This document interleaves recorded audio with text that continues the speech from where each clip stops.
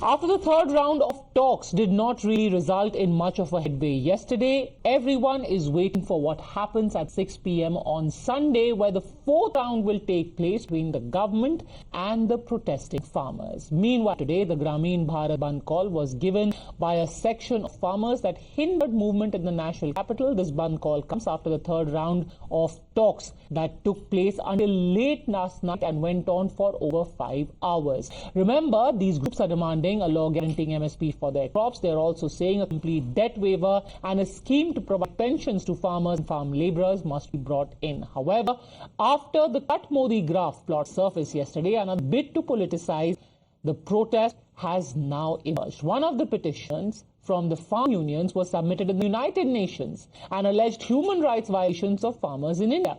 The High Court of Punjab and Haryana took cognizance of the matter and pulled up the petitioner, urging him to withdraw his plea immediately, to which the attorney agreed. In petition to the UN, it was alleged that basic rights of farmers were denied and the government was inflicting atrocities on them. The plea even said that tear gas guns, rubber bullets were being fired in order to injure the farmers. Now, this agitation is slowly again turning political. Farmer leaders come on camera to assure that all protests are peaceful, but they're also saying that the administration and policemen deployed at the borders are the one provoking the happiest agitators. Look at carefully the images playing out on your screens. These are videos released by the Ambala police as evidence of what happened at Shambhu Border.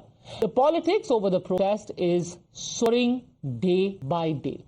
The pictures that were released by the Ambala police in fact show that stones were pelted by the protesters. There was an effort to try and break the barricades. Now the Congress CPM, the Jharkhand unit of the CPI, the Gupkar Alliance and other parties have backed the Kisan protests. The BJP says that this is an attempt by the opposition to try and get some mileage out of these protests and put the government on the mat. देखिए, सरकार ने निमंत्रण दिया था किसान संगठनों से मिलने के लिए। वो आए, वार्ता भी बहुत अच्छी हुई और अगली वार्ता का समय भी रविवार का तय हुआ है। मुझे पूर्ण विश्वास रविवार को भी अच्छे वातावरण में बातचीत होगी और इन मुद्दों के हल के लिए हम आगे बढ़ेंगे। अनफॉर्चुनेटली कुछ निहित स्वार्थी ताकतें जो एमएसपी को जो है वो अपना मैक्सिमम स्वार्थ का जो प्रोग्राम मान के बैठे हैं, वो उस मैक्सिमम स्वार्थ के जरिए जो है वो कुछ किसानों के कंधे पे बंदूक और अपनी क्रिमिनल कॉन्स्पिरेसी संदूक लेकर के घूमे हैं। वो लोग भी जानते हैं अच्छी तरह कि इस सरकार ने जहां आत्मनिर्भर कृषि हो वहीं आत्मनिर्भर कृषक हो, इस संकल्प के साथ काम किया। सरकार किसानों के हित में बहुत काम किए हैं।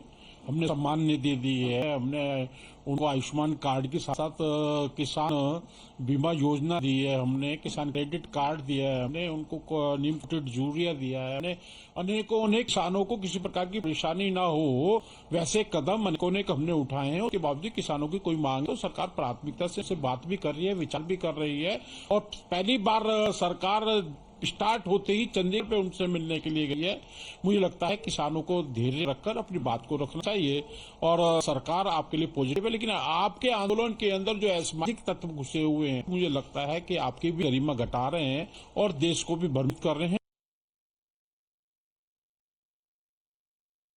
हमने तो उसका समर्थन भी किया है, न केवल किसानों की मांग पर जो श्रमिकों की मांग है, ट्रेड यूनियन की तरफ से भी जो मांगे हैं, हम उसका पूरा समर्थन कर रहे हैं। पर बड़ी अफसोस की बात है कि किस तरीके से मोदी सरकार किसानों के साथ व्यवहार कर रही है। ऐसा लग रहा है कि आप जंग में हैं किसानों के साथ और किसान संगठनों के साथ। मोदी सरकार की विशेषता ये है, अन्नदाताओं को सम्मान और अन्नदाताओं का मान। Haryana government they have made concrete barriers. They have put up nails. They have put such a strong batch of policemen that they have been forced to stay back. They want to come peacefully to Delhi. Rural Bharat Bandh, and it will be a big reverb to Narendra Modi's anti-farmers policies. All right, let me take this across to the panel. Joining us now, Ratan Sharda, author, joins us along with Sanjay Jha, also an author, Akhilesh Katiyar, national spokesperson of the Samajwadi Party. Akhilesh जी, सबसे पहले आप ही से पूछती हूँ सवाल। मुख्तार अब्बास नकवी पूछ रहे थे कि क्या किसान की बंदूक और इंटरनेशनल कंस्पिरेसी का संदूक लेकर के विपक्ष अब इस आंदोलन के पीछे आ गया है? पद्मा जी, सबसे पहले जो उन्होंने कहा एमएसपी को लेके, मुख्तार अब्बास नकवी साहब ने, मतलब इतने वरिष्ठ नेता है और इतना इस तरीके का बयान उनसे एक्सपेक्ट नहीं करना चाहिए। 2016 में मैं ये बात आपके चैनल पे कई बार कह चुका हूँ। कंज्यूमर अफेयर्स कमेटी के अध्यक्ष थे तत्कालीन गुजरात के मुख्यमंत्री नरेंद्र मोदी जी, और उन्होंने जब ये देश के प्रधानमंत्री मनमोहन सिंह साहब थे तो उन्होंने लिखा कि इन्हें कानून का अधिकार देके, कानूनी अधिकार देके एमएसपी लागू की जाए, उसके बगैर किसानों का भला नहीं हो सकता। अखिलेश जी, मैं आपसे एक सेकंड, ये हम before we get extremely repetitive, मैं आपसे एक बहुत स्पेसिफिक सवाल पूछ रही हूँ। पंजाब और हरियाणा हाईकोर्ट में ये कथित तौर पे जो आंदोलनकारी हैं वो पिटिशन लेकर के आते हैं कि भाई यूएन को हम चिट्ठी लिख देंगे। इसके पीछे क्या मंशा है? आप प्रोटेस्ट करें, पहली बात तो आप प्रोटेस्ट कीजिए स्टेट लेवल पे। आपको भी ये पता होगा that there is MSP on 40 things in Haryana but only 2 things in Punjab. They can ask the state governments for all of their different demands. No, they don't ask the state, they decide to march to Delhi. Fine, when that is okay. What is the point of writing to the UN? And this is not something that we are asking. It's the Punjab and Haryana High Court who's asking. UN को चिट्ठी लिखने का क्या मतलब है? नहीं, मुझे इस बारे में जानकारी नहीं है कि किसानों ने यूएन को चिट्ठी लिखने की बात कही है, और यूएन को चिट्ठी लिखने से होगा क्या? भाई भारत की समस्या है, हम आपस में बैठ के निपटाएंगे। हमारी डिमांड है, हमें अपनी सरकार से कि हमारे इन मुद्दों पे सरकार गंभीरता से विचार करे। हमारी तकलीफ है, हम अपनी तकलीफ चाहते हैं कि सरकार दूर करे, और वही बात कहते हैं जिस बात को भारत में बीजेपी सरकार के बनने से पहले जो उन्होंने दावा किया था। एक बात अलविदा जी आपको I am asking about very specific issue. Let me ask Sanjay Jha about it. Sanjay Jha, the Haryana government in affidavit where they spoke about this purported letter to the UN also said that there are protest sites in Yamunanagar, Charkhi Dadri, Kurukshetra, Jhajjar, Panchkula, and there is a concern about agitators not seeking permission and potentially moving with weapons and planning to camp in Delhi. The overall insinuation is that this is more than just a protest. It is a bigger design, writing to the UN, moving with weapons, etc. Sanjay. Padma Joshi, there's a sense of déjà vu here. This is the same political party, the BJP and its administration, that called the farmers Khalistanis, separatists, anti-nationals. The same playbook is being repeated. You remember they flew their cops to Bangalore to arrest a 22-year-old girl called Disha Ravi and made her out to be part of some international conspiracy. I mean, this is a government that does not even understand its own farmers. Think about it, Padma Joshi. There are 11,000 farmers or farm labor who commit suicide in a year. Why do they commit suicide? Do we realize that a life is lost? Can you imagine the level of desperation in the rural sector? Point number one. Point number two, who lied to the farmers, Padma Joshi? Who told the farmers that we'll double your income by 2022? Who has gone back on that promise? This government. Point number three, go back to the promise made on the MSP in 2014. They promised the MSP to the farmers in the 2014 campaign. And guess what they did? They went to the Supreme Court and gave an affidavit and said, we can't fulfill that promise. I mean, this is a government that basically lies day in and day out to farming community. And if you look at it, the number of people in the farmlands is roughly 48 to 50% of India. But Mr. Jha, what is the deja vu in what the government is saying? Because the pictures, I don't know if you can see them, the pictures released by the Ambala administration show that what they have said on affidavit is true. That there were people who were pelting stones. There were people who were engaging in skirmishes with the police. Well, Padmaja, can I add one point? Yes. Can the viewers of your program just do a mental rewind to that ugly, violent incident at Lakhimpur Kheri, where the son of a minister in the Modi cabinet And he went to jail. Literally, the entire And went to jail. people were killed in cold blood. What's the comparison? He went to jail. As should people who are pelting stones. Padmaja, we are talking about Ashish state Mishra went to machinery and his powerful leaders attacking farmers.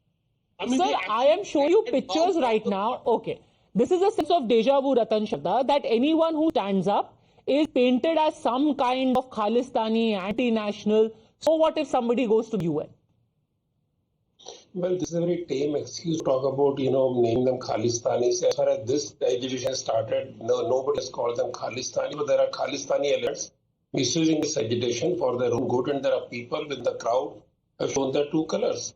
Have you forgotten the video clip where a Kisan leader says that we cut down Modi to size, his graph has gone very high. So, and from beginning, this agitation is nothing but political. To call it farmers' pain is fine. But GDP contribution of farming today is 15%. I'm not belittling the contribution of farmers.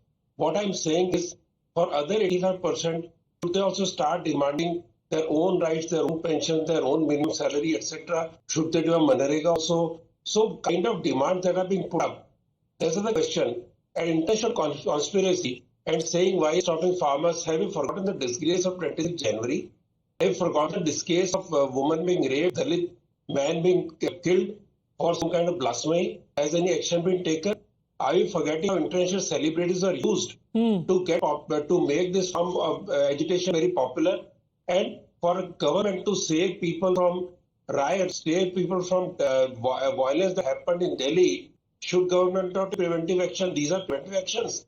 Have celebrities and our own great people going to UNA talked about how Canada crushed the truck.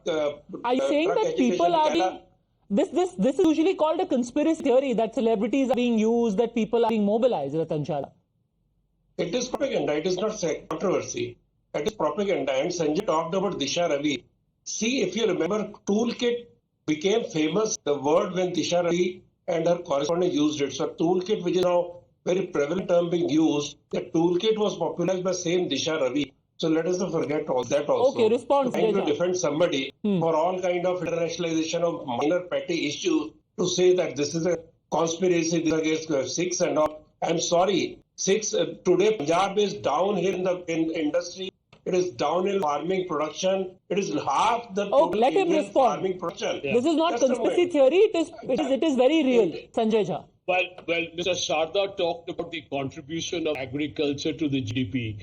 That straight away tells you of the contempt they have for those who are of the have-nots. Well, Mr. Sharda, let me tell you, the manufacturing sector that the Prime Minister woos day in and night out with wine and cheese and with avocado and toast, the manufacturing sector's contribution to the GDP is also 50%, is also 15%. So stop wasting the time of this country. I clearly said, I am not saying that belittling contribution. That is the first sentence. What clearly said was, should everybody start demanding these kind of privileges? They are not making a contribution.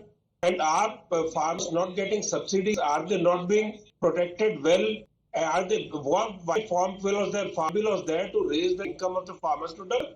These very people destroyed the farm bill with some excuses, some fear, some kind of doubts created in the mind, and using that one small portion of farming community across India by just those Punjabi farmers. I'm from Punjab.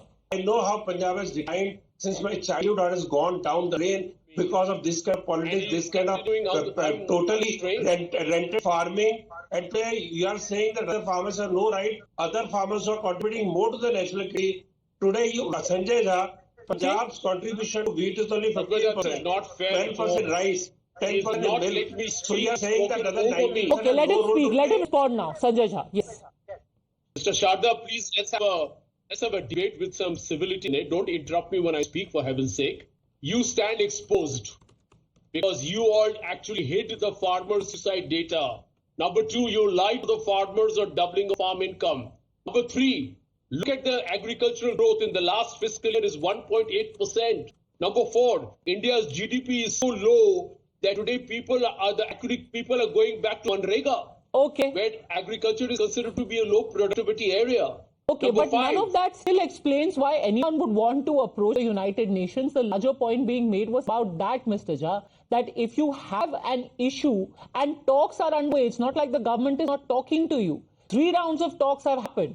Only the intent of moves like this puts the entire agitation under a cloud. All the people involved may not be doing it, but those who are doing it, their intentions are extremely suspect. Thanks, gentlemen, for joining me. Take care.